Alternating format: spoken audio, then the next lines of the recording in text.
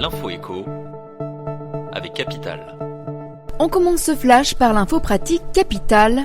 L'éco-prêt à taux zéro, ce coup de pouce destiné aux propriétaires engageant des travaux de rénovation énergétique dans leur logement, a largement été assoupli par la dernière loi de finances.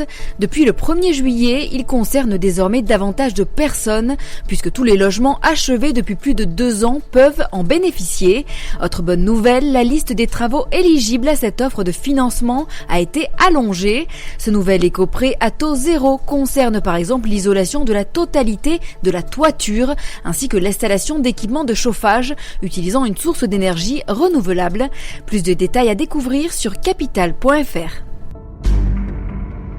On passe au chiffre du jour. 20 €, c'est ce que coûte la location journalière d'une automobile en passant par une application entre particuliers tels que Drivey ou Wecar.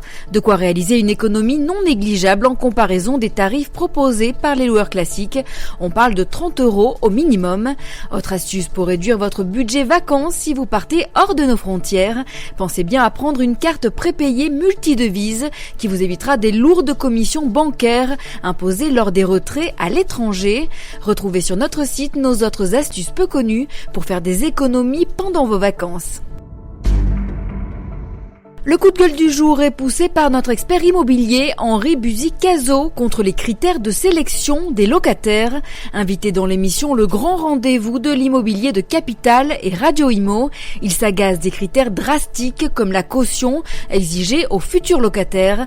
Pour le président de l'Institut du Management des Services Immobiliers, ces conditions ne sont plus adaptées à la réalité du marché. Henri Buzy-Cazot juge très urgent de faire évoluer ce système en créant par exemple de super administrateurs de biens qui couvriraient directement bailleurs et locataires contre les risques d'impayés.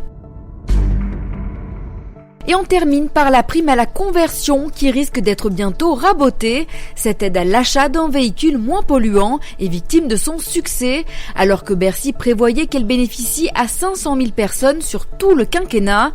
Les projections du ministère tablent déjà sur près de 2 millions de bénéficiaires d'ici 2022. Problème, cela risque de coûter très cher à l'État, 1 milliard d'euros. Face au grand nombre de bénéficiaires, le ministre de l'économie songe donc à resserrer les conditions d'attribution du dispositif. Il envisage notamment de réduire les véhicules éligibles à l'aide d'État ou de conditionner l'aide aux ressources des automobilistes. C'était l'info éco avec Capital.